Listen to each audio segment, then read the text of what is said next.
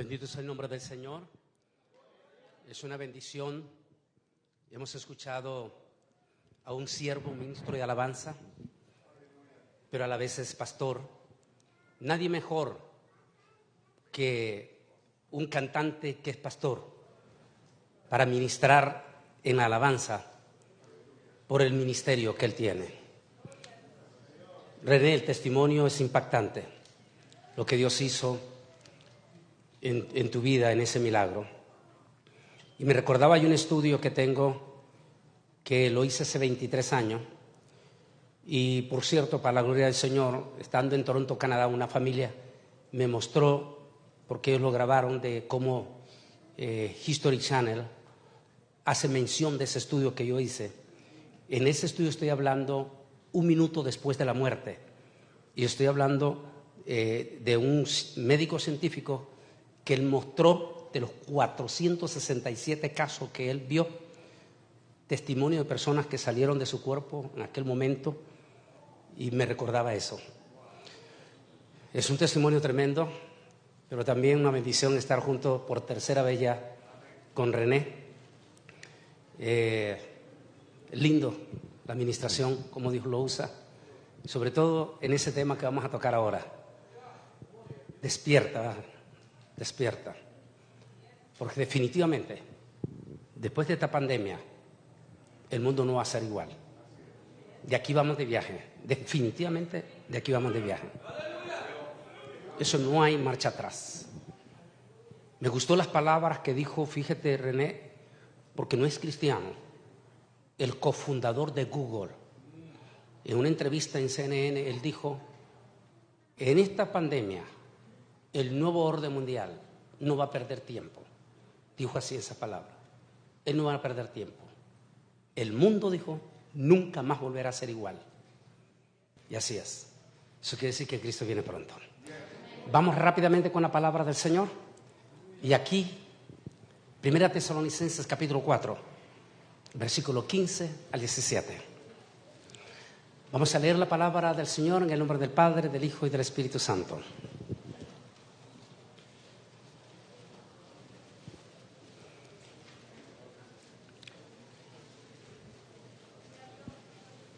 Dice así la palabra del Señor. Por lo cual os decimos esto en palabra del Señor, que nosotros que vivimos, que habremos quedado hasta la venida del Señor, no precederemos a los que durmieron. Porque el Señor mismo, con voz de mando, con voz de arcángel y con trompeta de Dios, descenderá del cielo. Y los muertos en Cristo resucitarán primero. Luego nosotros, los que vivimos, los que hayamos quedado, seremos arrebatados juntamente con ellos en las nubes para recibir al Señor en el aire. Y así estaremos con el Señor. Nótese que menciona 2 palabras. 1, en las nubes. Jesús no va a llegar a las nubes. Él llega a la segunda parte que menciona, el aire. En griego es esparaos, segundo cielo. Entonces, ¿por qué Pablo menciona las nubes antes de que se sienten? Porque hoy en día nos damos cuenta, sobre todo este famosísimo tejano multimillonario y dueño de Amazon, que está haciendo los viajes al espacio. Recuerde que para pasar al otro lado de las nubes necesitamos cuerpos especiales. Es por eso que los astronautas necesitan ese cuerpo especial. Mire que es extraordinario, y con todo respeto que lo ustedes hacen. Hace unas semanas, no sé, un mes tal vez así, en esa semana estaba mi niña conmigo.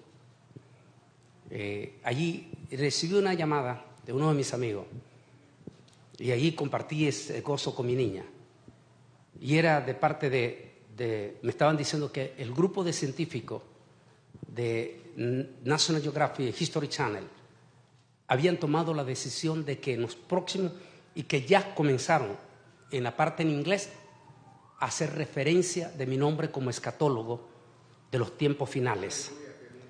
Y entonces ellos en ese momento me hizo énfasis, me dijo, haz énfasis en el asunto de más allá del segundo cielo. Ahí. Entonces nótese cómo la Biblia es perfecta. La NASA no está haciendo nada nuevo que la Biblia no haya hecho ya. Cuando dice Pablo en las nubes, el poder del Espíritu Santo, en el momento del arrebatamiento, el poder del Espíritu Santo nos levanta primeramente a los muertos en Cristo y luego nosotros los que estemos vivos. Pero en las nubes nos reúne a todo. ¿Por qué en las nubes? Porque después de las nubes necesitamos cuerpos especiales. Que por supuesto la NASA no los va a proveer, porque no tiene suficiente. Mire qué lindo que es Dios. Así que allí en las nubes recibimos cuerpos glorificados, cuerpos angelicales. Y a partir de ese momento, como ya tenemos cuerpos glorificados, cuerpos angelicales, ya podemos traspasar el espacio al segundo cielo. Y allí en el segundo cielo está el galanazo novio, esperando a la novia para junto con él partir hasta el tercer cielo. Oremos. Amante Dios y Padre Celestial, estamos ante el gran trono de tu presencia para darte las infinitas gracias por esta santa y bendita palabra que hemos leído, para la honra y para la gloria de tu Hijo amado Jesucristo. Que su palabra, Señor, no regrese a usted vacía, sino que dé fruto para los corazones. Y Señor, gracias te damos por haberle dado más tiempo, Señor, a tu siervo René para estar con nosotros. Porque necesitamos esos siervos tuyos que no han claudicado y que no han negado tus principios, Señor. En el nombre de Jesús, te damos gracias también por eso, Señor. Que su palabra no regrese a usted vacía. Y ahora oremos por esto. En el nombre de Jesús, bendecimos a los de las redes sociales que están conectados en este momento. Y a la vez reprendemos, diga a todos, a todo demonio que se infiltre en las redes sociales, tratando de robar el mensaje de tu palabra a nuestros oyentes. En el nombre de Jesús lo reprendemos. Amén y amén. Siéntese un momentito. El rapto, pruebas contundentes. Josué, este joven líder de la iglesia aquí en Lynn, me pide que por favor prepare un tema de defensa del arrebatamiento de la iglesia. ¿Por qué? Porque es increíble que en medio de esta pandemia, en esta pandemia dura donde la iglesia estuvo recogida en sus casas, la iglesia fue sumamente sacudida por una multitud de falsos predicadores en las redes sociales. Y esa multitud de falsos predicadores, que por cierto fueron profetizados por Pablo, que dijo Pablo, porque se levantarán, dice, porque vendrá tiempo cuando no sufrirá la sana doctrina, sino que se levantarán falsos, que apartarán de la verdad a muchos y los volverán a las fábulas. Y uno de los temas que ha sido duramente atacado es el tema del arrebatamiento de la iglesia. Y entre esa multitud de empíricos predicadores, algunos autodenominándose escatólogos y hasta presentándose como que si fueran la última Coca-Cola del desierto. Ellos dicen con autoridad que el arrebatamiento de la iglesia es una farsa, que no existe el arrebatamiento de la iglesia, que es un invento de hace 160 años, que no hay evidencia de que los padres de la iglesia primitiva hablasen de ese tema, y otros diciendo que sí existe el rapto, pero que primero la iglesia pasa por la gran tribulación. Eso ha traído confusiones profundas en la iglesia. Hay un montononón, René, yo no sé si está pasando ese mismo problema ustedes en Puerto Rico, montononón de predicadores, pastores que ya no creen en el rapto. o que están enseñando que pasan por la gran tribulación, a causa de esta multitud de falsos predicadores. Por eso vamos a hacer una contundente prueba de que el tema del arrebatamiento no es un invento de hace 160 años. Para ello vamos a comenzar a hacer esas pruebas contundentes y evidencias. No confundamos en ningún momento el arrebatamiento de la iglesia con la segunda venida de Cristo. Son dos cosas sumamente diferentes. Y la iglesia, no esperamos, oiga bien, no esperamos la segunda venida de Cristo. La iglesia esperamos el arrebatamiento de la iglesia.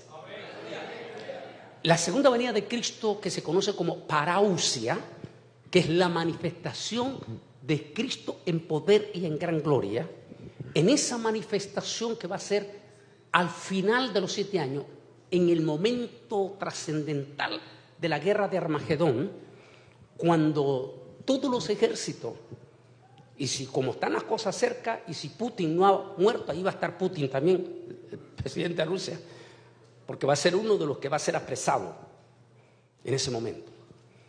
Se estarán reunidos con todos sus ejércitos, supuestamente de aniquilación, para aniquilar al pueblo de Israel. Y cuando ellos están seguros que van a eliminar al pueblo de Israel, de momento ese supertelescopio que acaban de mandar al espacio, el supertelescopio James, empieza a enloquecerse en lo profundo del espacio.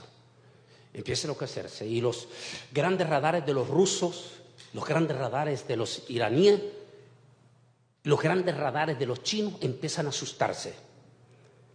De momento aparecerá en toditititita las pantallas del mundo y en todos los celulares de las personas la imagen de un personaje que viene acompañado con un ejército celestial, que son todos los salvos, todos los arrebatados en la iglesia, que vendremos con él como reyes y sacerdotes, no solamente para salvar al pueblo de Israel, para mandar a Satán y sus demonios al pozo del abismo, y entonces sí, instalar el reino de la restauración. Y vaya si no lo necesitamos. Mire, el tema de la mañana, cambio climático irreversible. Vaya si no necesitamos esa restauración. Esa es la segunda venida. Así que en la segunda venida nosotros venimos con Jesús. En el arrebatamiento nosotros vamos con Jesús. Por eso son dos casos muy diferentes. ¿Ok? Entremos entonces en este acontecimiento. Soñemos en esa imagen. Soñemos en esa imagen. Ese momento que Pablo dice, en un momento y en un abrir y cerrar de ojos, cuando suene esa final trompeta. Los detractores dicen, es que no encontramos en Mateo, ni en Lucas, ni en Marcos el tema del arrebatamiento. Mi respuesta es sencilla, nunca lo van a encontrar. Porque el tema del arrebatamiento no fue revelado, sino hasta 20 y resto años después de la resurrección de Jesús. Y fue revelado al apóstol San Pablo, mientras escribía la carta, 2 cartas simultáneas, una para los Éfesos y otra para los Corintios. Cuando Pablo está redactando esas 2 cartas, recibe ese chispazo del Espíritu Santo y escribe, he aquí les digo un misterio. ¿Por qué misterio? La palabra que se traduce es algo que nunca había sido revelado. Y allí habla de este momento del arrebatamiento. Que sí hay ciertos pasajes que dan luz en Mateo, en Lucas, en Marcos y más específicamente en Juan, claro que los hay. Pero pónganse usted en los zapatos de Mateo y en los zapatos del mismo Lucas y de Juan. Pónganse en los zapatos de ellos. Ellos eran judíos. Y como judíos ellos nunca estuvieron esperando ni sabían qué significaba rapto. Ellos esperaban el reino. la instalación del reino en la tierra. Así es que cuando el Señor le dice en la Santa Cena, no se turbe vuestro corazón, creéis en Dios, creéis también en mí. En la casa de mi Padre muchas moradas hay.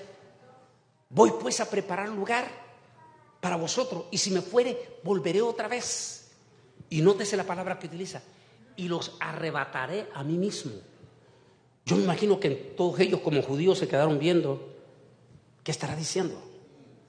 Porque en ese momento no lo entendían.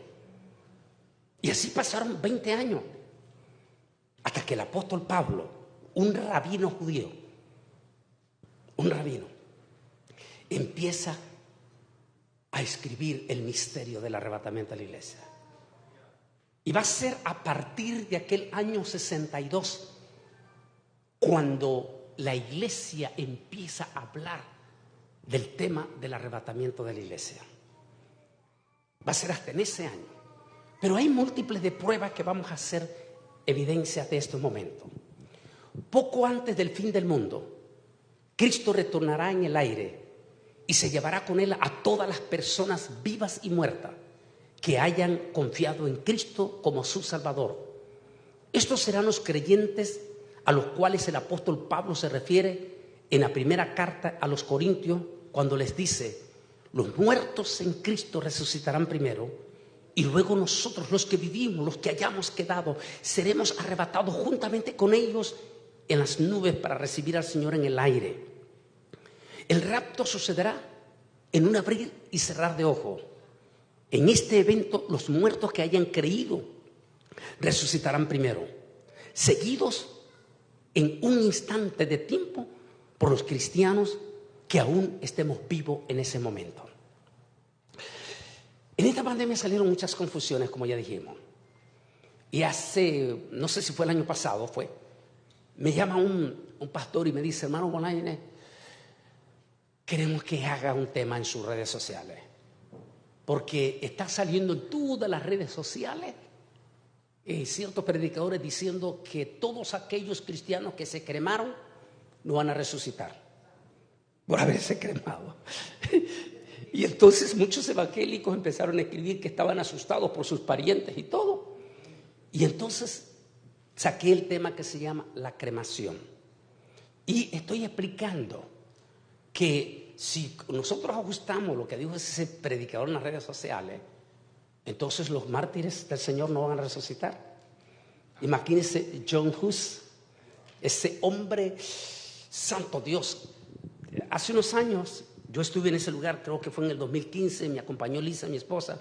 Estuvimos allí en Constanza, Alemania, donde fue quemado John Hus, ese tremendo predicador que dice la historia, entre todas las historias, dicen que cuando John Hus estaba predicando, dice que los inconversos empezaban a pegar gritos en plena predicación y decían: John,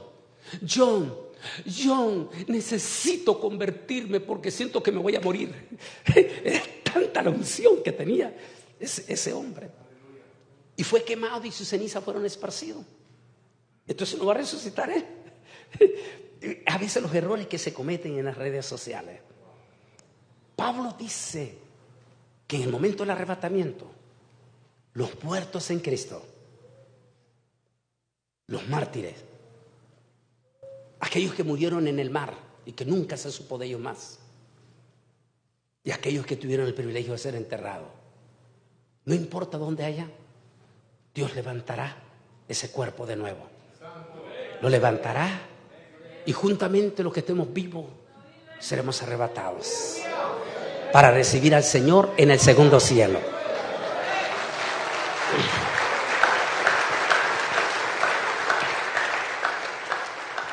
El verbo arpazo, nótese bien, arpazo, y eso es muy importante, los pastores, pastor René, porque es pastor también. El verbo arpazo, que es la crítica que estos hacen, estos elementos de las redes sociales, sobre todo algunos movimientos sectarios, y que algunos evangélicos de una forma tan ingenua están siendo engaratusados, tan ingenua por estos movimientos, que algunos son movimientos sectarios que apenas nacieron hace un poquito más de 100 años aquí en Estados Unidos. Los testigos de Jehová, por ejemplo. ¿Por qué tenemos que creer a un pequeño movimiento sectario que apenas tiene 100 años y vamos a desbaratar las palabras de los grandes hombres de hace siglos atrás en todo esto? Y ellos niegan toda esta cosa, pero aquí es irrebatible. Dice, el verbo arpazo aparece 13 veces en el Nuevo Testamento, 13 veces. Leemos que el Espíritu arrebató a Felipe cerca de Gaza y lo trasladó a Cesarea. Nótese, rechazamos aquellos que hablan de la levitación, ¿se acuerdan? Que salen del cuerpo y que se van allá, y que algunos inclusive infiltrados en la iglesia evangélica dicen, dijo una señora allí de origen mexicano, yo, dijo, cada vez me salgo en las madrugadas de mi cuerpo y me voy al Líbano a predicar. Cuidado, eso se llama levitación. Y los evangélicos no practicamos la levitación porque eso es brujería y no necesitamos de la brujería. Nosotros tenemos el poder del Espíritu Santo. Así es que lo que pasó con Felipe no fue levitación. Lo que pasó con Felipe fue real. La Biblia dice que Felipe fue arrebatado, cuerpo y alma. Fue arrebatado y apareció en el carruaje. Eso nos da una idea cómo va a ser el arrebatamiento. Apareció en el carruaje del eunuco, ¿recuerda? Ese es el primer caso contundente de arrebatamiento, de arpazo. Pablo dice que fue arrebatado al paraíso, donde tuvo experiencias inefables. Cuando Pablo vivió esa experiencia y que fue llevado hasta el tercer cielo, la experiencia que Pablo pasó fue tan grande. Y mire qué lindo. René lo acaba de compartir. Es parecido a lo que tú viste, algo cerca, tocaste la mano. Eso te deja marcado por el resto de tu vida. A tal manera que estoy 100% seguro que tú ya no tienes el más mínimo temor de morirte. Porque eso es lo que le pasó a Pablo. Después que Pablo vio eso, más bien Pablo estaba deseando irse.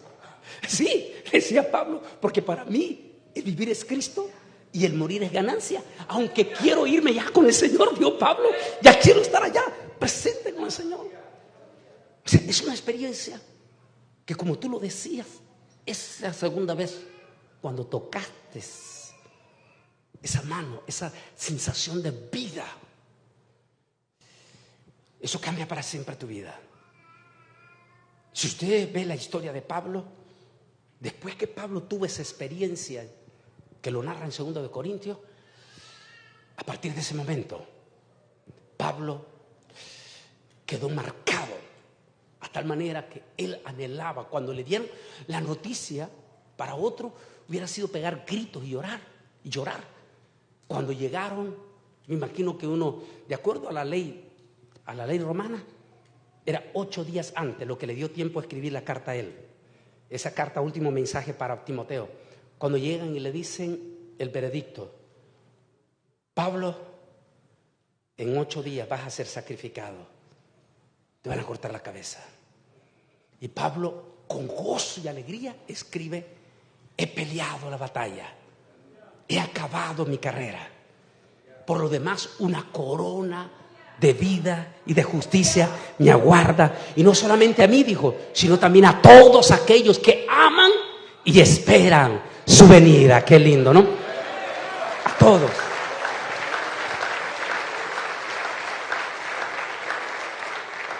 No puede haber dudas en cuanto al lenguaje de Pablo en 1 Tesalonicenses, que exige el retiro de los santos de la tierra en el momento de la venida del Señor. La suposición de que la apostasía de 2 Tesalonicenses, capítulo 2, versículo 3, que lamentablemente, ya dije, tenemos una multitud de empíricos escatólogos, ¿no?, que hacen sus propias interpretaciones. Entonces ellos dicen, de acuerdo a Tesalonicenses capítulo 3, Jesús no puede venir con la iglesia hasta después que se haya manifestado el hombre de pecado, el anticristo, y hacen una serie de conjeturas Y es lo que se llama, ellos pierden el hilo de la escatología. El problema es que la inmensa mayoría, con todo respeto, lo explico en profundidad en el libro Este Camino, Israel al filo de la profecía. El asunto es que se les olvida a los escatólogos, a los que quieren ser supuestos escatólogos, que la escatología no se puede agarrar como el abecedario desde la A hasta la Z. No, así no funciona la escatología. Por eso es que es difícil interpretar Apocalipsis, porque Juan está viendo múltiples escenarios simultáneos. Y de momento él está viendo un escenario aquí, lo está escribiendo, y de momento ve otro escenario allá más impactante, deja este y se va allá. Después que está viendo esto impactante, ve otro acontecimiento en medio, suelta aquel y se viene en medio, y después vuelve al comienzo. Así es la escatología, va, viene, se va en medio. Por eso sin pierdas ese hilo, vas a cometer garrafales errores en la escatología, porque pierde esa regla en ese momento. Dice, tiene la intención de referirse al arrebatamiento. Es muy improbable que habla que la iglesia pasa por la gran tribulación, porque esta expresión no indica una simple partida, por lo cual la palabra adecuada sería afixis, o como se usa en Hechos 23:4, sino más bien la rebelión o apostasía. Eso sí, Pablo está hablando que antes del arrebatamiento va a haber una apostasía sin precedentes. Pablo menciona una apostasía en dos escalas. La primera fase, una apostasía de alta jerarquía, que quiere decir de gente muy arriba, muy arriba. Y la segunda fase, previa al rapto, una apostasía congregacional.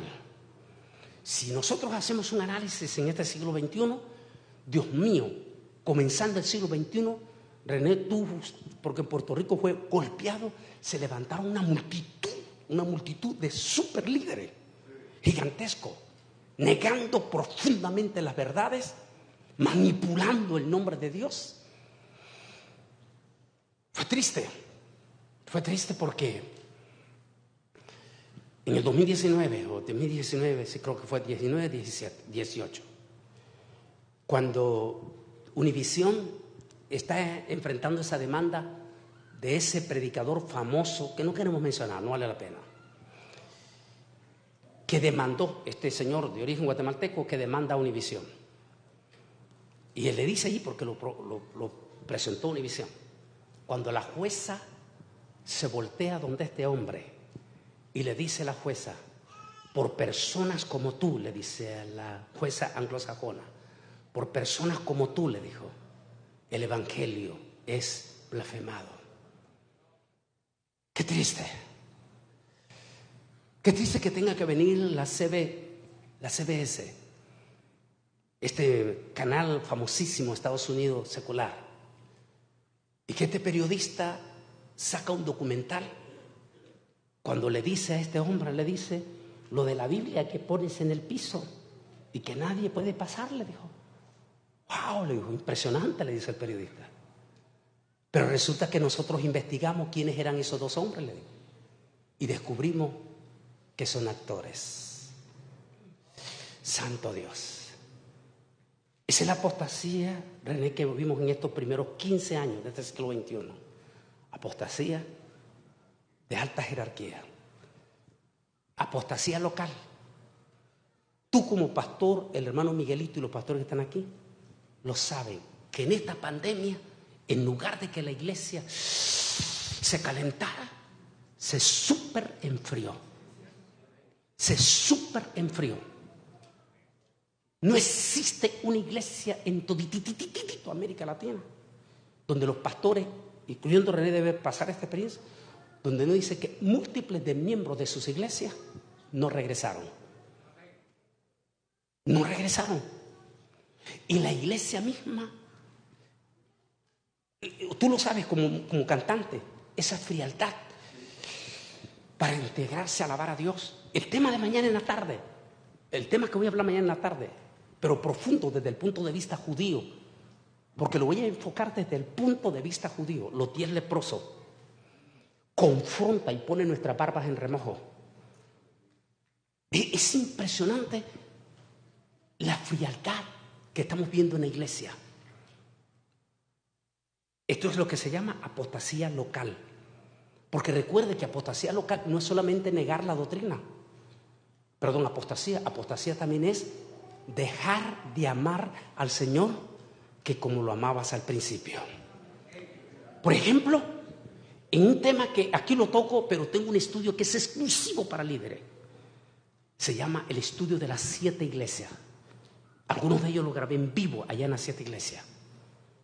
En ese estudio menciono que una de las cosas sorprendentes, pero sorprendente de la palabra del Señor es que esa apostasía viene no solamente de negar la doctrina, sino en lo que Dios le dice a la iglesia de Éfeso. La iglesia de Éfeso era una iglesia, ¿cómo podemos decir? Galanaza. Una iglesia que se había dado el privilegiazo de que su fundador había sido nada menos y nada más que el propio apóstol San Pablo, todo un señor teólogo. Después tuvo otro pastor famosísimo, nada menos y nada más que Timoteo, el joven predicador más famoso del siglo XX. Y después la iglesia de Éfeso tuvo el súper privilegiazo de haber tenido como pastor nada menos y nada más que al gran apóstol del amor, a Juan. ¡Wow! Su iglesia tuvo un privilegio tremendo. También fue una iglesia extraordinariamente misionera. Todas las iglesias alrededor del Asia Menor salieron de la iglesia de Éfeso. Pero cuando el Señor se dirige a la iglesia de Éfeso, le dice una palabra muy dura. Primero elogia su doctrina, elogia su obra misionera, pero luego le dice, pero tengo algo contra ti, que has perdido tu primer amor. Por tanto le dice, vuélvete a tu primer amor o tendré que quitar tu candelabro. Significa el Espíritu Santo. Quitaré el Espíritu Santo de ti. Así que apostasía no solamente es cuestión de doctrina. Y por favor, en las redes sociales no confundan la palabra doctrina con legalismo. Son dos cosas diferentes. Nada tiene que ver el legalismo con la doctrina. Porque esa es la otra grandísima confusión, René, tú lo sabes. Porque viene de una de las islas donde el legalismo fue terrible. El legalismo no tiene nada que ver con la doctrina. O sea, no confunda doctrina con legalismo. El asunto es que no es solamente negar la doctrina, apostasía es cuando tú dejas de amar al Señor, que como lo amabas aquella vez que te entregaste llorando. Como vimos anoche, el niño jovencito, uno de esos jovencitos vino al final aquí a hablar conmigo. Ese primer amor, ese deseo que cuando vienes a la iglesia vienes con ganas, que sientes deseo de llorar. Y como vas a ver en el culto de la tarde de los 10, de eso es lo que significa la palabra todá. Mañana vamos a dar todo el significado profundo de la palabra todá en hebreo. Cuando vienes a la iglesia, alabas a Dios, levanta tu mano, llora, grito. Ese es el primer amor. Ese primer amor no debes de soltarlo.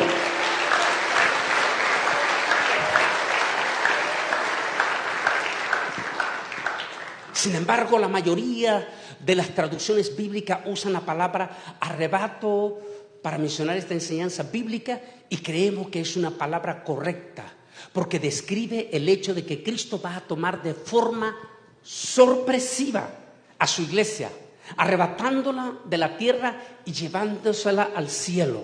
El diccionario castellano dice que rapto significa impulso, acción de arrebatar, éxtasis. Y algunos sinónimos son arrebato, transportar, y se relaciona con la unión mística con Dios. Es decir, arrebatar. Que, por cierto, ni un solo hispano, ni anglosajón, nunca va a entender la palabra rapto, excepto un africano. Si yo estuviera en esta tarde aquí al doctor Antonio Manzogo, que es un teólogo africano, diplomático, de inmediato él reacciona, porque los africanos sí entienden la palabra rapto y ellos saben perfectamente qué significa esa palabra. arrebatamiento o rapto, porque muchos dicen, es que la palabra rapto es una palabra y dicen un montón de cosas catastróficas en las redes sociales. Lo más duro es que nuestros propios evangélicos, a veces en una forma tan inocente, ahora solo así entendemos cuando el Señor dice que fuéramos mansos como paloma, pero ¿qué? Astuto como serpiente. Los evangélicos tenemos que ser astutos, sobre todo en las redes sociales, echar el ojo a quién estás viendo, quién es, qué persigue, cuál es él, cuál es su argumento, pero sobre todo, quién es él. Porque hoy en día ha venido la calentura de multitud de evangélicos después de la pandemia o post-pandemia, de que ellos dicen, no, yo no necesito congregarme porque la iglesia no son 4 paredes. La iglesia soy yo. Y yo tengo, y no es lo que dicen, y yo tengo mi pastor virtual. ¿Pastor virtual? Y hasta le mandan los diezmos a ese pastor virtual. Y la pregunta es, acabo de estar en un congreso de pastores, y yo digo, bueno, si en realidad el Señor habló de pastores virtuales que ya no necesita congregación y no virtual, entonces ¿para qué vino Jesús? ¿Para qué se hizo humano Jesús? Jesús se hizo humano para estar entre nosotros, vivió entre nosotros, comió entre nosotros, lloró, caminó, se cansó.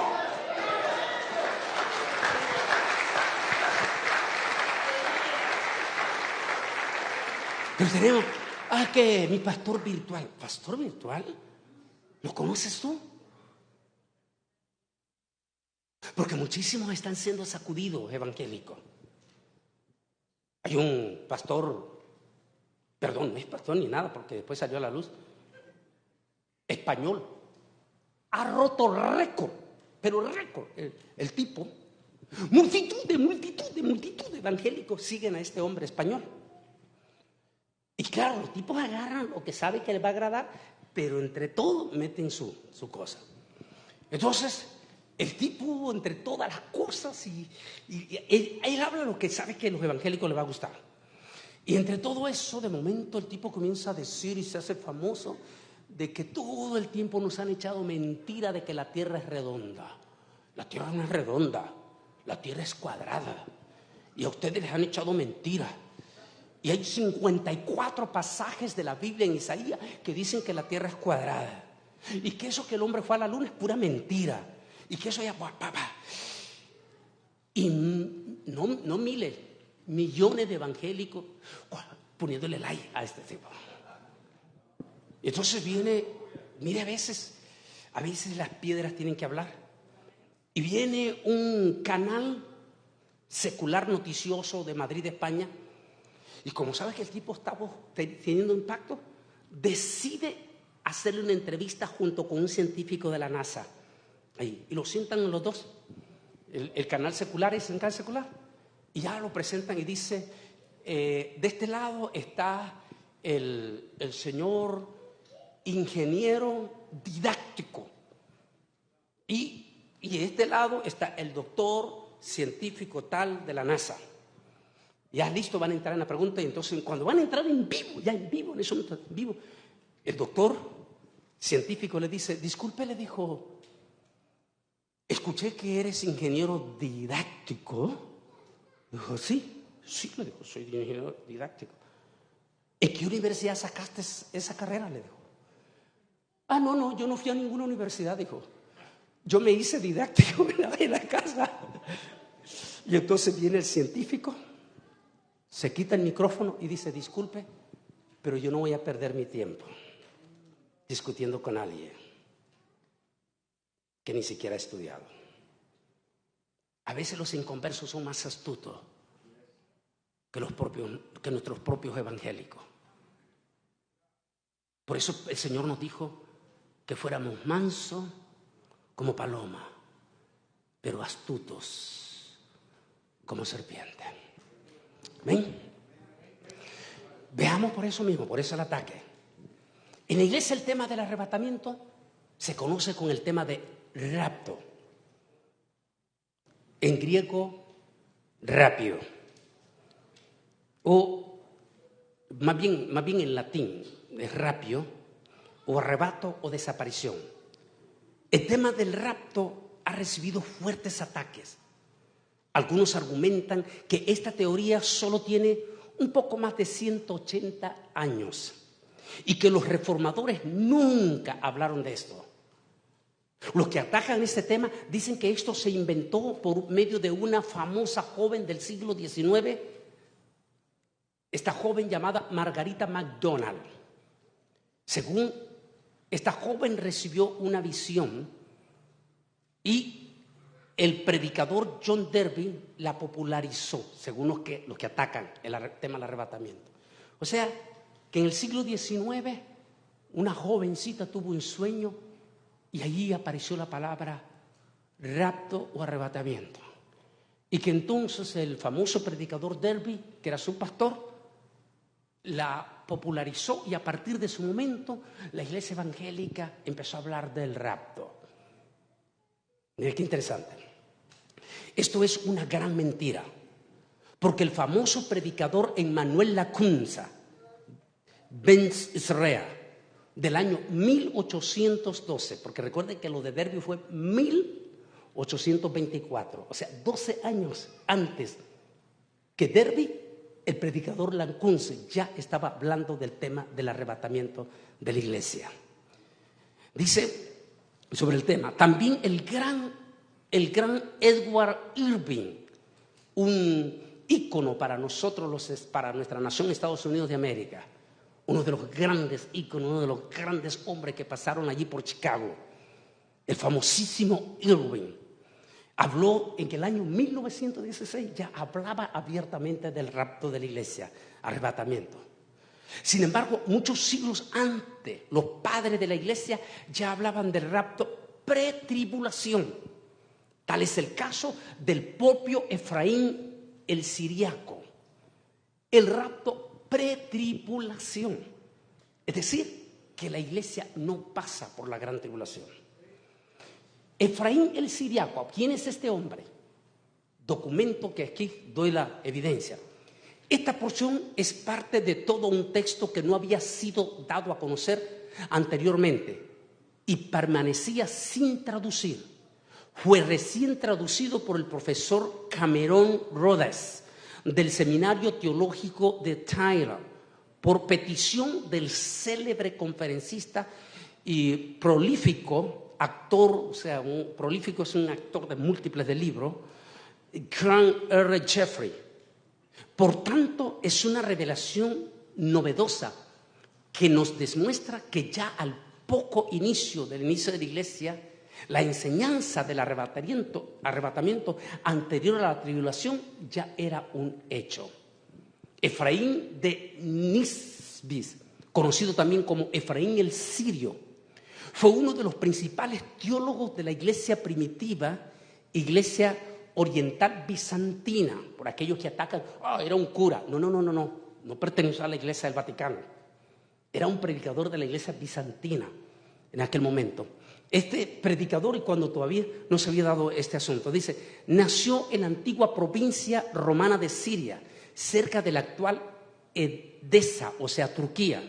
Fue un prolífico, es decir, escritor de muchos libros, y entre otras cosas escribió lo siguiente, dijo así, porque todos los santos y elegidos de Dios están reunidos antes de la tribulación que ha de venir, y serán llevados al Señor antes que vean la confusión que llenará el mundo, es decir, la gran confusión.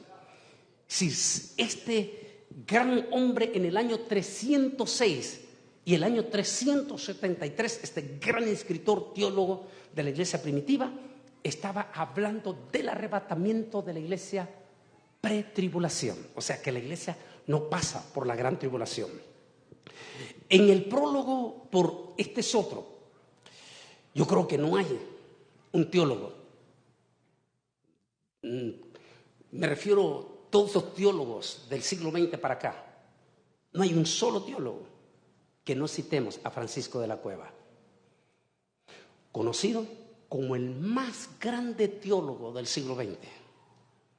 Ese impresionante hombre,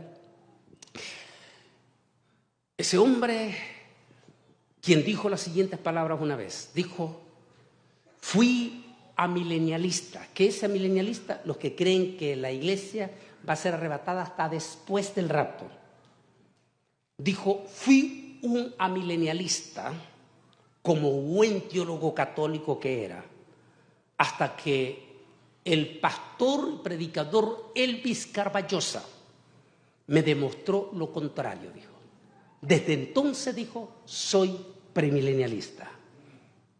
Doctor Francisco de la Cueva, el más grande teólogo de los europeos, murió en 1999. Veamos a ver aquí.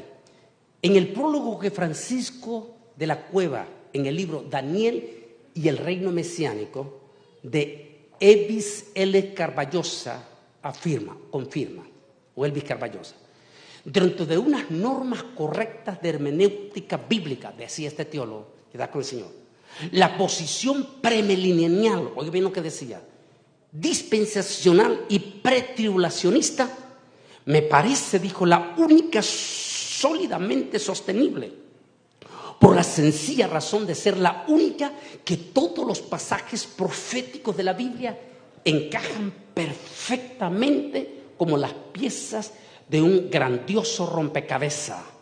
El hecho de que la inmensa mayoría de los rabinos convertidos, no estamos hablando de una calentura que se ha levantado, sobre todo post-pandemia, de un montón de supuestos rabinos mesiánicos.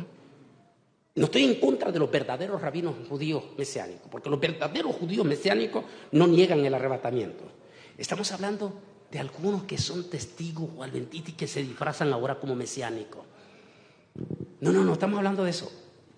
Lo que está hablando aquí Elvis Carballosa, son prominentes rabinos que existieron a lo largo de 2000 años, prominentes teólogos.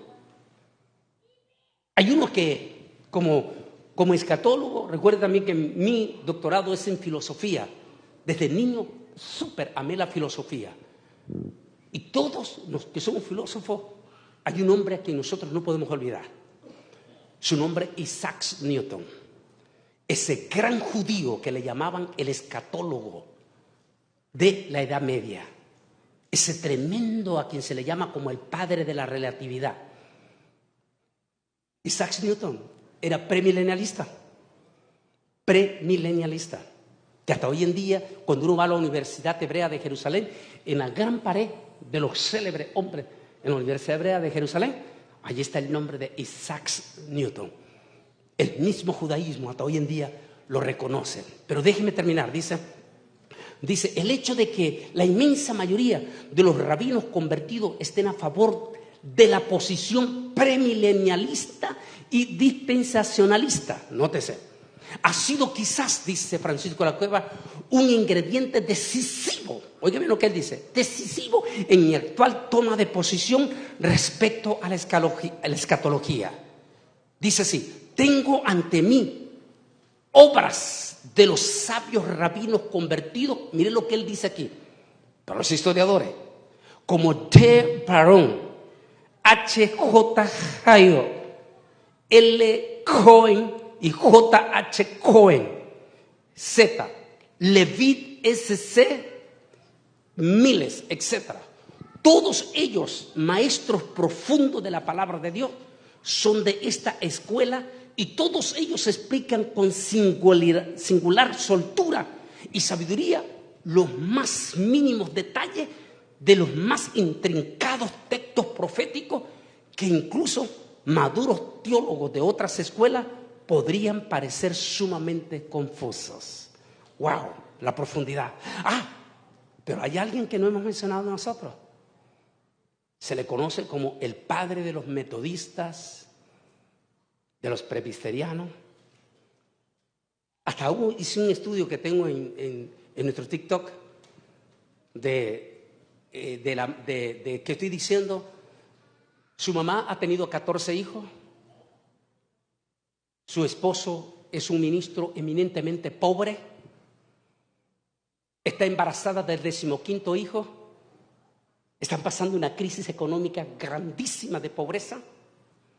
Y en el estudio que está en TikTok digo, ¿recomendarías el aborto? Y digo al final, si hubieras dicho que sí, hubieras matado a John Wesley. John Wesley, el 15º hijo, llegó a hablar 16 idiomas. 16 idiomas. Entre ellos, los 3 idiomas de la Biblia: hebreo, arameo y griego. El padre de la iglesia metodista y padre de los presbiterianos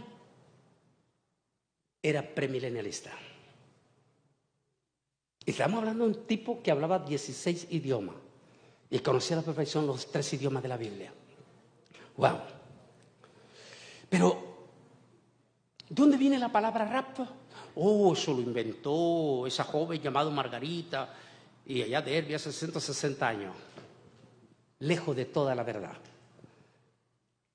En el 2015-2017 llevé un grupo de peregrinos a Israel, y esta vez, como andaban muchos pastores, tomé la decisión de llevar a todos estos pastores al mismísimo lugar, allí en la iglesia de la Natividad.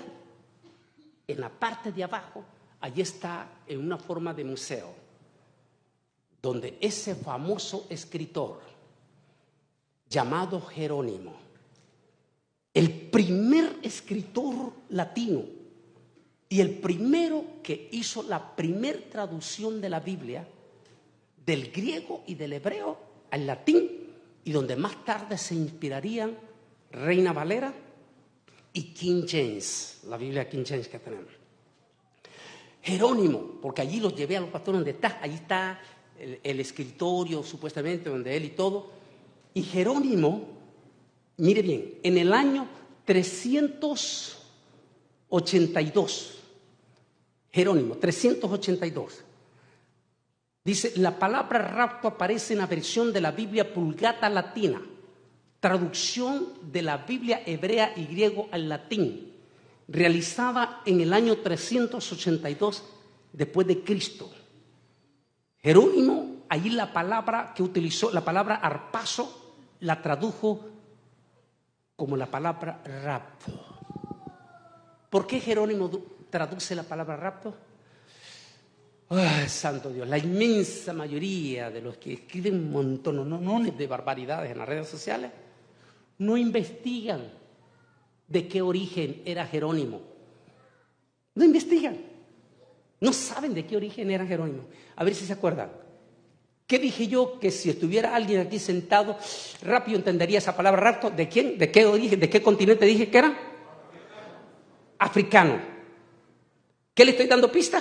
Que Jerónimo era africano.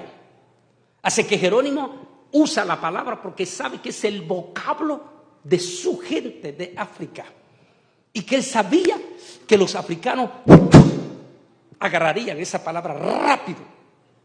Arrebatamiento, rapto. Y allí es la primera vez que se traduce, nótese, 382. Está fresco todavía, la iglesia primitiva. Utiliza la palabra rapto. La palabra gustó tantísimo entre los latinos, o sea, Italia, el idioma que se habla latín, y después español, y después en el inglés, gustó tantísimo, que a partir de los siguientes siglos esa palabra se popularizó entre los evangélicos. De tal manera que tanto en inglés como en español, como en italiano, en griego, la palabra rapto es tan popular para los evangélicos. Pero todos sabemos que rapto es lo mismo que arpazo, arrebatar directamente. Así que si le llama arpazo o arrebatamiento o rapto, no está pecando. Es sencillamente definición de lengua, definición de idioma. Ay, que esa es otra confusión que estamos teniendo en este momento, porque tenemos este movimiento, no los verdaderos judíos, sino los que se... Recuerde que en las 7 iglesias, en 2 de las iglesias el Señor hace, y si es Apocalipsis quiere decir que para estos últimos días, en 2 de las 7 iglesias el Señor hace mención a los que se dicen ser judíos y no lo son. Y qué interesante, ¿por qué profeta? Porque también ha salido, tal vez tú te has encontrado como viajando tanto, la palabra que ellos dicen, no es Jesús, es Yeshua. Es Jesús no. Y hasta dan sus enseñanzas, y que la palabra Jesús viene de la palabra Zeus, y que esto y lo otro. Santo Dios mío. Los grandes garrafales errores que cometen. ¿Por qué? Porque sin darse cuenta están blasfemando. Me tocó confrontar a uno de estos elementos allá por el año 2009 en Santa Ana, California. Había un anciano que era miembro de la comunidad judía de Beverly Hills. Era rabino asistente, anciano. Lo había conocido en Jerusalén cuando joven. Ella está con el Señor. Por alguna razón Dios me había dado una gracia con él, que cada vez que yo iba a California, este rabino sacaba su tiempo para venir a comer conmigo. Ese día él sacó su tiempo allí en Santa Ana y fuimos a eso de las 11 de la mañana a comer a un restaurante.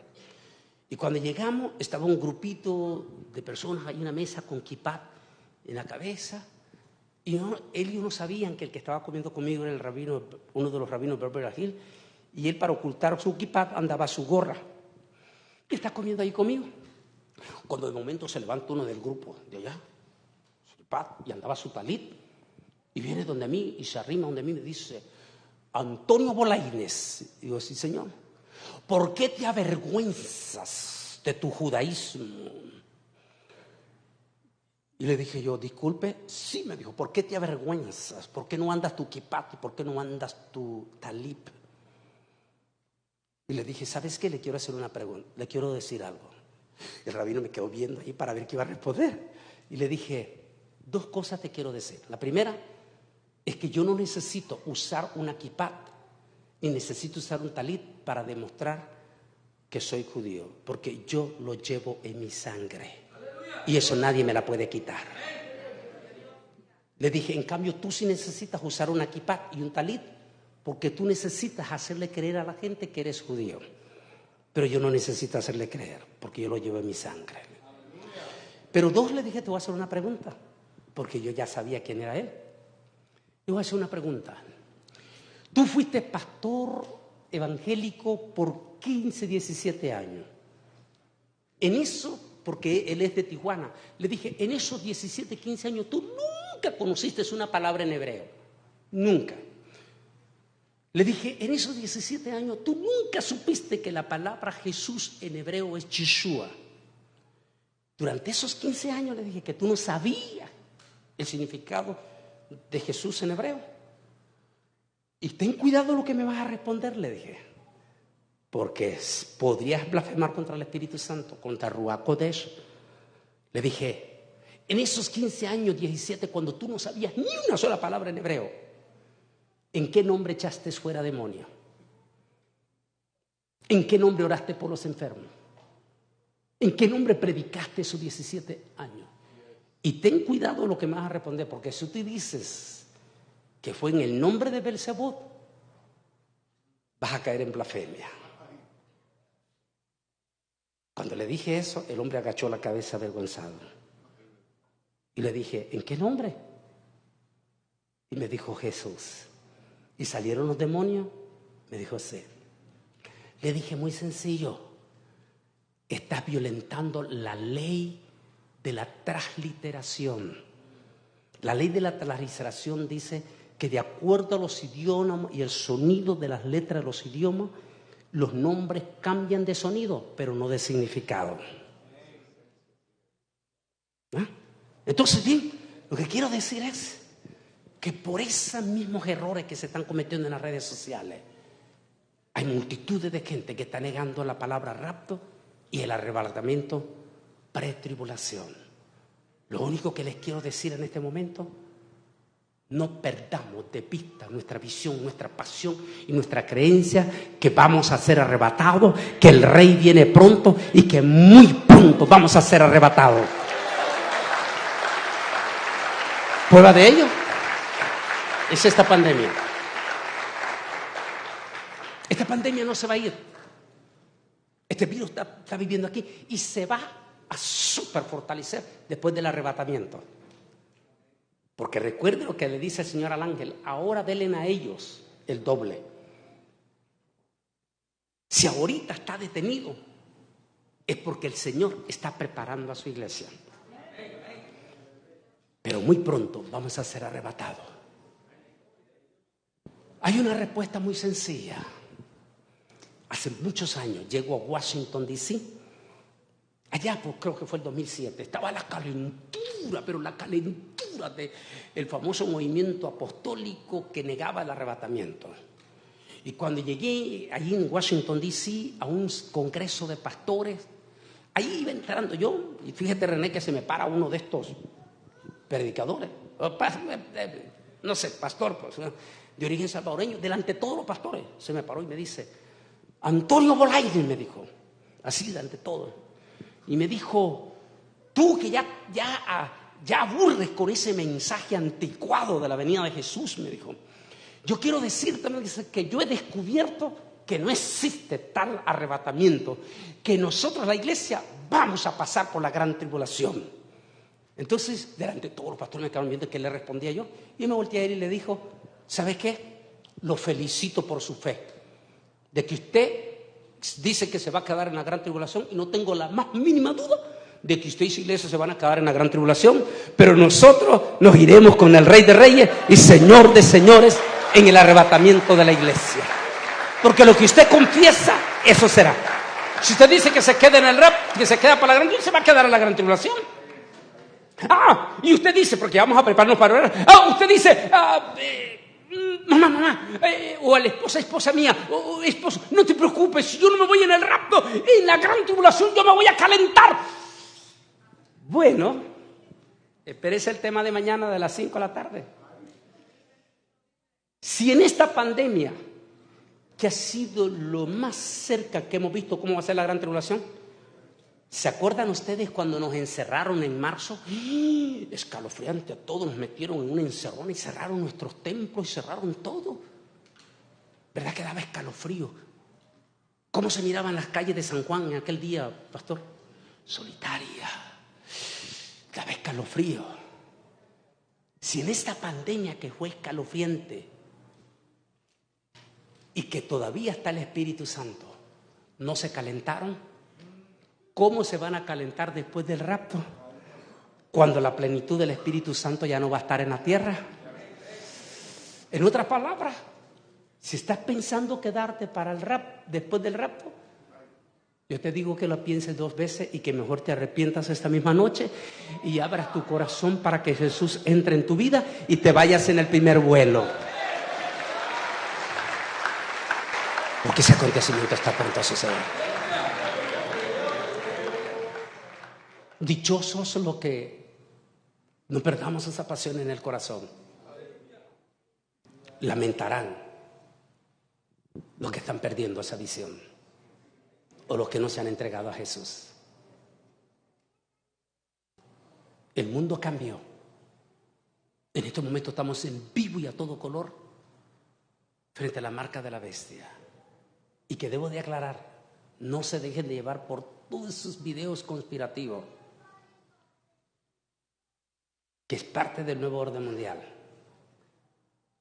Recuerde, la marca de la bestia es en la mano derecha y en la frente.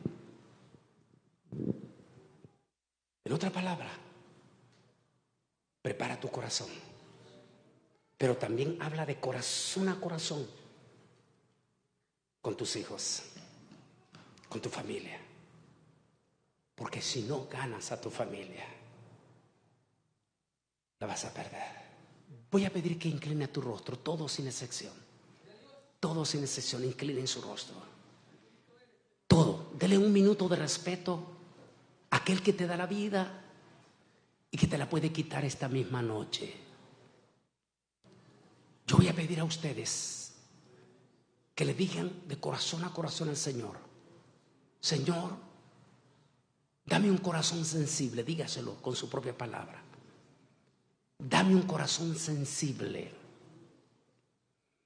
para poder detectar el momento que estamos viviendo. Y que mi familia y yo nos podamos ir en el rapto.